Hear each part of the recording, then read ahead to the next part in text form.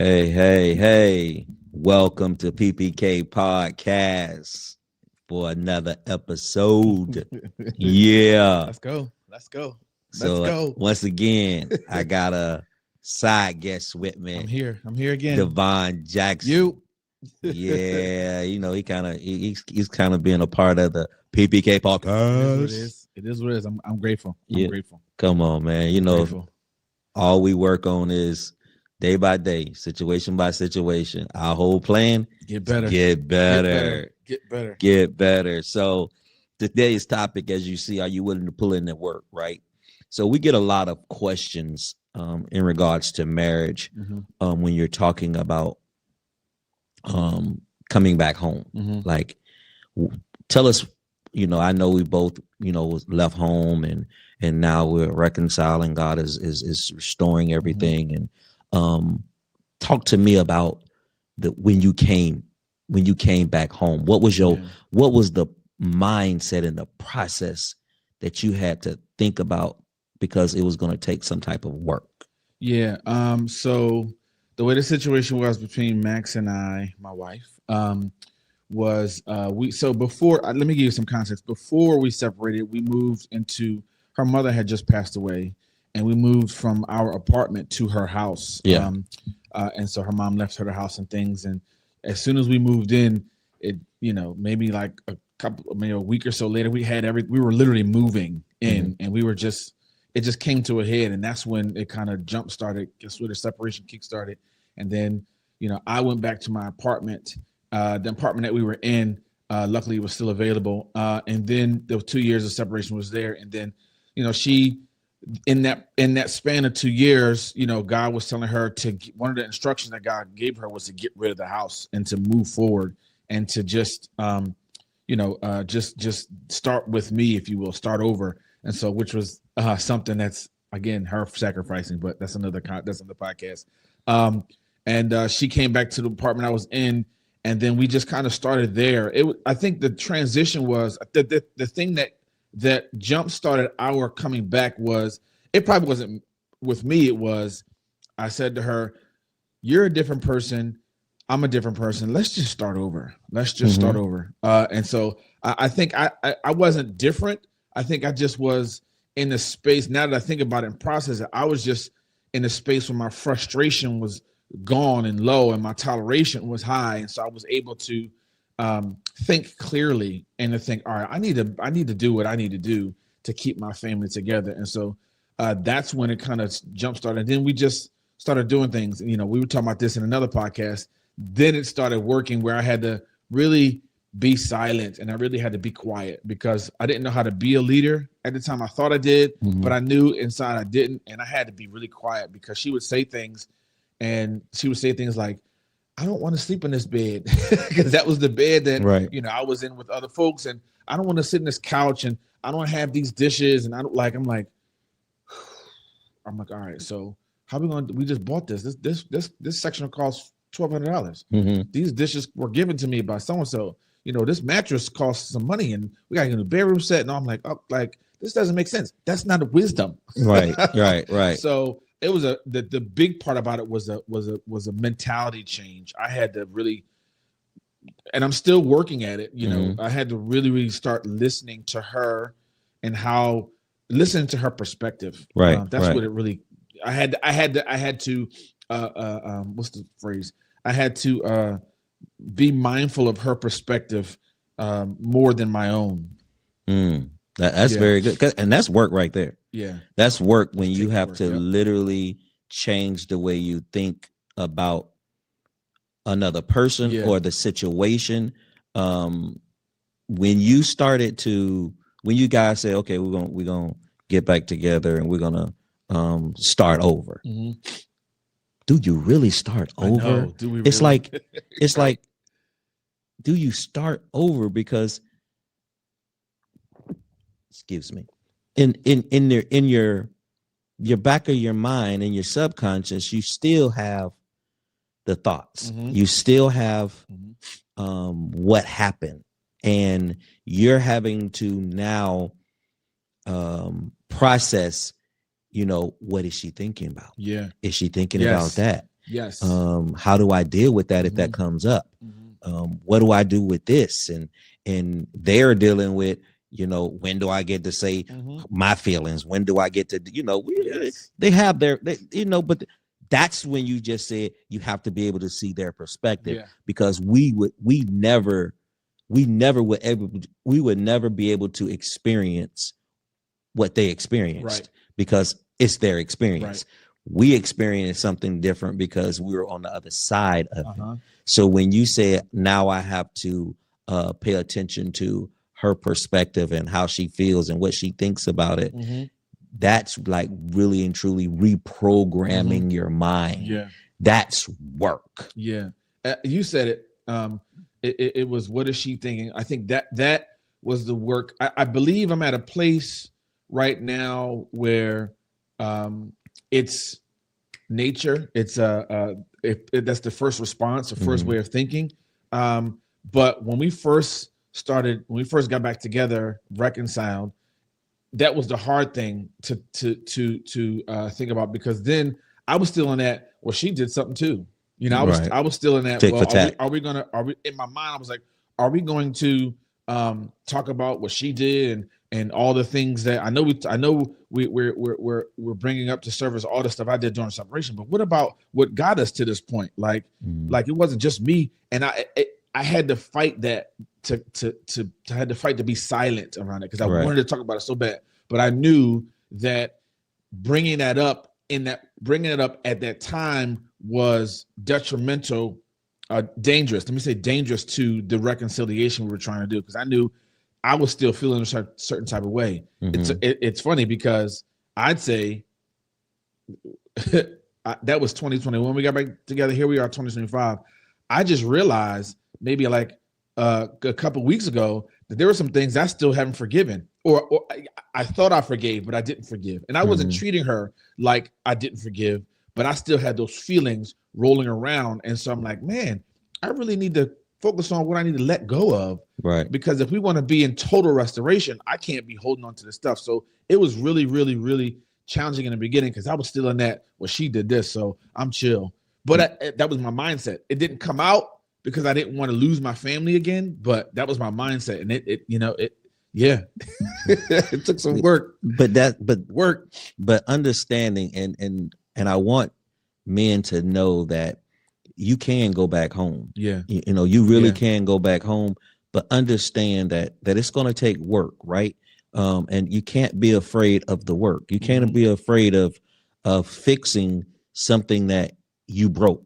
You know what I mean? Yeah. And two people play a part in the shattering of it, but you have to be able to do your part, right, and hold yourself accountable to your part. So when you decided to come back home, now you're home, and you're in it. What is some of the hardest things that you are, you're processing through? You know what I mean? What was the now, I wouldn't say one thing, because you can pinpoint a couple things, but just give us a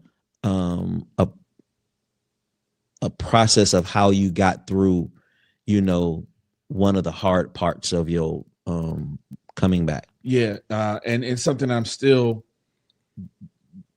grappling with. It's the unclean or demonic spirits that I opened the door to, especially through my kids. I opened up a door of rejection, isolation, abandonment. I opened up insecurity. I opened up a lot of doors for the enemy to come in. And so that's the thing that I have to live with, the fact that I opened the door by me leaving, because I didn't have to leave. We were in her house, and we were in the house that her mom left her, and I didn't have to leave. I just was like, you know what, man, I'm not dealing with this. I felt unsafe with a person who didn't like me and was calling me all types of names and all this type of stuff. I'm like, you know what, and again, she changed the locks. I'm like, oh, you changed the locks on me, you want me out?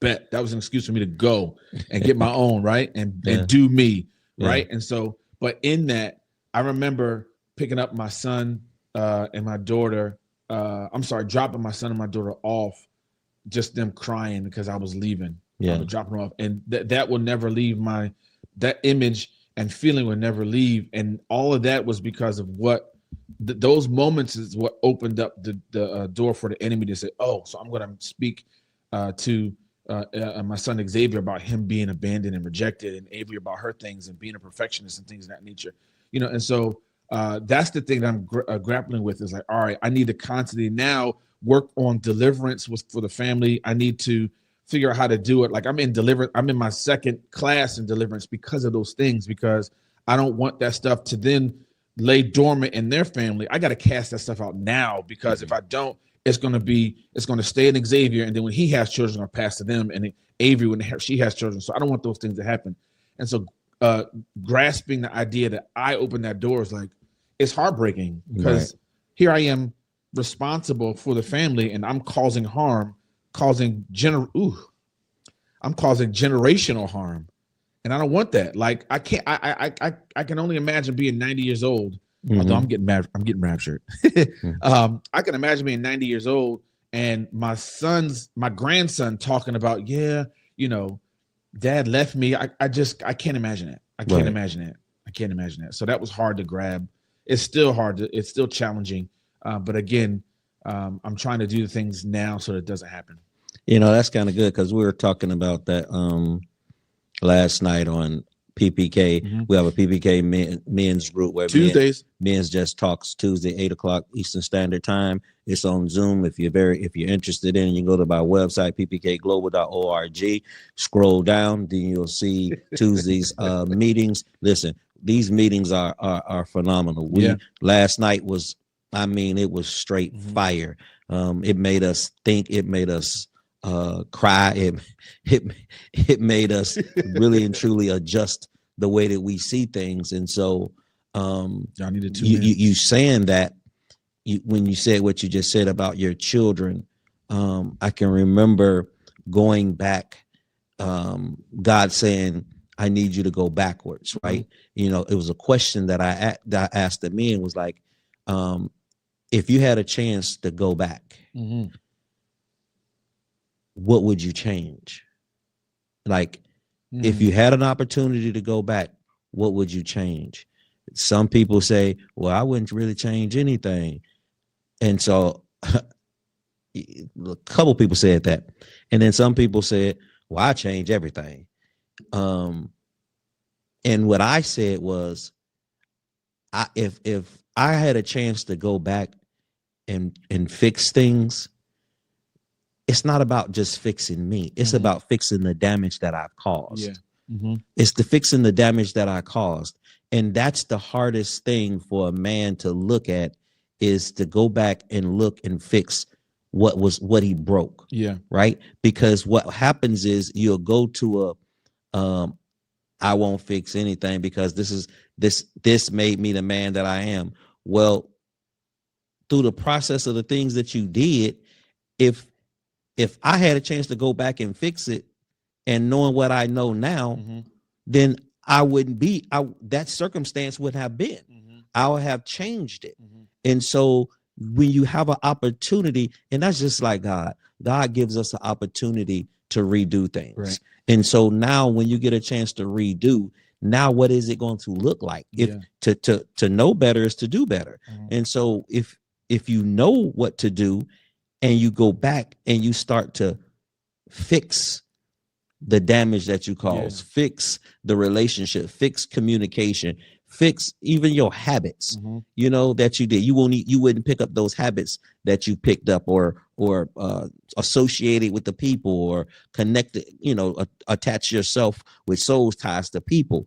And so I asked that question, and it really started to make the men think, because when you come back home, that stuff that you did is still there. Like, if you come back home, your kids are still there. Right. And so if they're grown, they're still your kids. And so if they saw and was damaged in the process of it, then God says, I'm allow you to recover all. I'm allow you to redeem this. That means he's giving you opportunity to go back and fix it. And so when God told me that I had to go back down this journey, down this road. Yeah. And I had to go through all of the stuff that I did wrong. But he was giving me an opportunity not just to go back through it and be embarrassed about it or be intimidated about it or be in fear about it. It was to see what it looks, see what happened, and now correct it, fix it. So I had to go back through with my children, go back through with my wife, go back through with the people that I've hurt and apologize. Some stuff is just about apology. With my kids, I had to demonstrate something new, right? I had to show them something new, and they're grown. So trying to show grown adults a new you when they already had a perspective of you, is some work. And God says, I don't need you to talk about it. I just need you to walk it out. And so that's what I do. I just walk this thing out day by day. I just walk it out and I try to get better. That's it.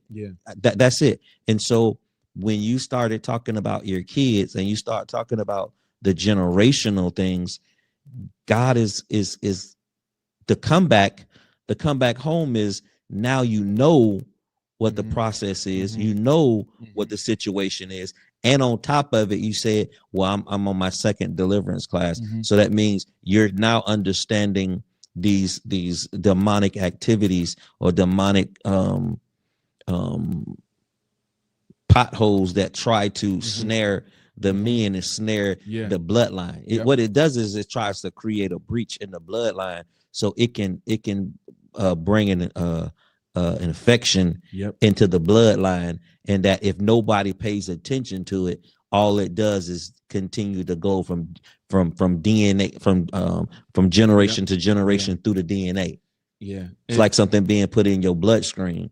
And you get something, you have something, and then you have kids, and then you just end up passing it down to the kids. You know what I mean? So now you're talking about an immune deficiency. Like, okay, you knew you had that.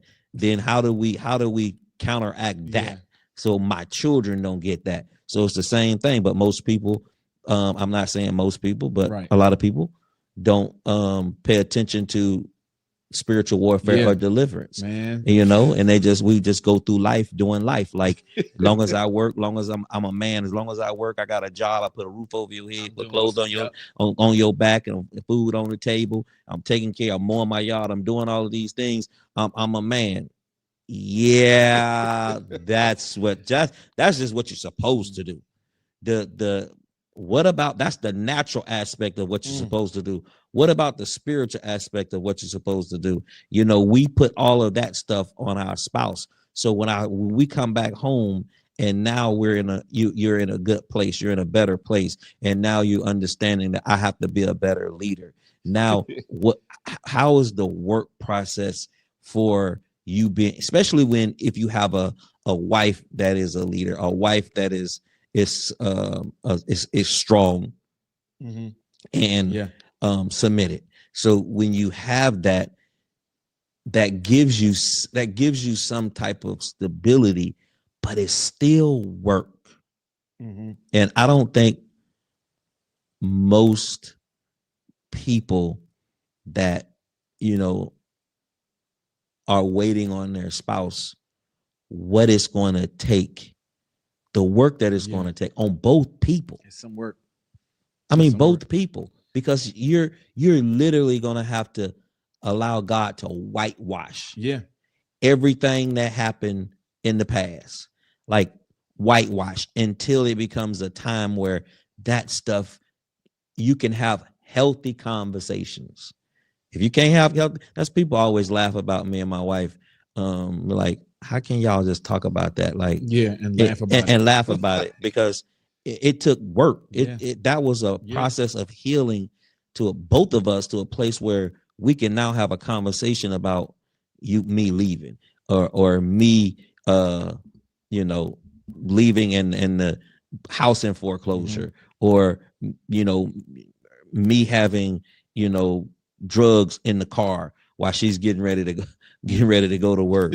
It's stuff like that you can now look back over and say, personally, me, like, I was just an ignorant dude. I was so immature A lot of work. and thinking work. that, yeah. A lot of And work. it takes work to stay delivered. Mhm. It takes work to make a marriage work. That's why we say marriage works if you work it. Yeah. But it takes work to put in this. And so I don't want men to feel like they can't come home, but understand that when you do come home, there is actually some work that you have to put in. I wanted to be mature. Like maturity is a decision. It's not a phase. I don't just miraculously become mature at a specific age.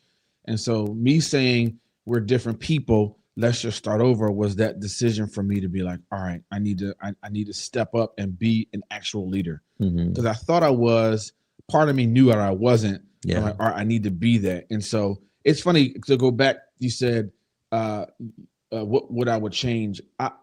I think I would change the aggression that jump started the separation, if not was the root cause of the separation, if you will.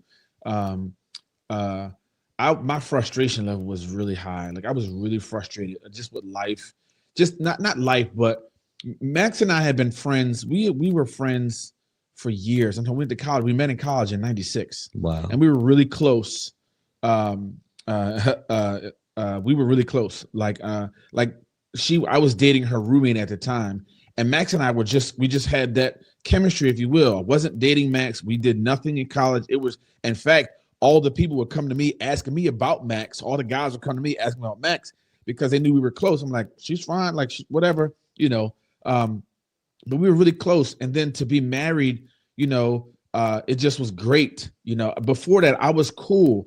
But it was something about when I married Max. One of the things that were now Max is his wife. Then. Max is my wife. Okay, so I married Max. It's Max is his wife, and it's Maxine. Okay, Maxine, yes. Okay. Hey, love. When I